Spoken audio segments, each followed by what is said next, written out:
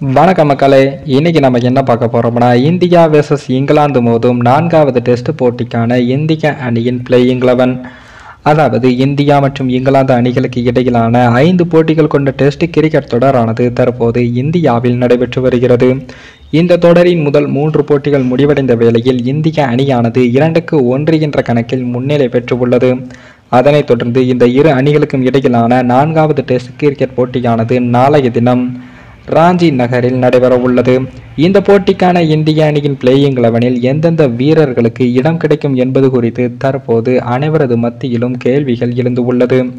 ஏனென்றால் ஏற்கனவே இந்திய அணியின் முன்னணி வேகப்பந்து வீச்சாளரான பும்ரா அவர்கள் ஓய்வு காரணமாக விளையாட மாட்டார் என்றும் கூறப்படுகிறது. அதேபோன்று KL ராகுலுக்கும் இன்னும் காயம் குணமடையாததால் அவரும் 4வது போட்டியில் விளையாட மாட்டார் என்றும் கூறப்படுகிறது. இதன் காரணமாக அணியில் சில மாற்றங்கள் இருக்கலாம் என்றும் எதிர்பார்க்கப்படுகிறது. அந்த வகையில் நாளைய போட்டிக்கான இந்திய அணியில் எந்தெந்த வீரர்களுக்கு இடம் கிடைக்கும் என்பது குறித்து தற்போது பார்க்கலாம். அந்த வகையில் நாளைய போட்டியில் துவக்க வீரர்களாக நம்ம ரோஹித் சர்மா மற்றும் ஜெய்ஸ்வால் ஆகியோரும், 3வது இடத்தில் சுப்மன் கில் விளையாடுவார். அவர்களைத் தொடர்ந்து 4வது இடத்தில் ரஜத் பட்டிதாரும் மேலும் ஒரு வாய்ப்பை பெறுவார். 5வது இடத்தில் சர்பரஸ் கானும் 6வது இடத்தில் விக்கெட் கீப்பராக துருவ் ஜுரலும் விளையாடுவார்கள் என்றும் தெரிகிறது. அவர்களைத் தொடர்ந்து 3 சுழற்பந்து வீச்சாளர்களாக அஸ்வின், ஜடேஜா, குல்தீப் யாதவ் ஆகியோர் விளையாடுவார்கள் என்றும் தெரிகிறது.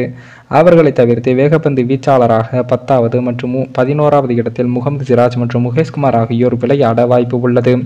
அதன்படி இங்கிலாந்து அணிக்கு எதிரான 4வது டெஸ்ட் போட்டிக்கான இந்திய அணியின் பிளேயிங் 11இல் ரோஹித் சர்மா, யசஸ்வி ஜெய்ஸ்வால், சுப்மன் கில், ரஜத் பட்டிதார், சர்பரஸ் கான், துருவ் ஜுரல், ரவீந்திர ஜடேஜா, ரவிச்சந்திரன் அஸ்வின், குல்தீப் யாதவ், முகமது சிராஜ், முகேஷ்குமார் ஆகியோர் இடம்பெற உள்ளார்கள்.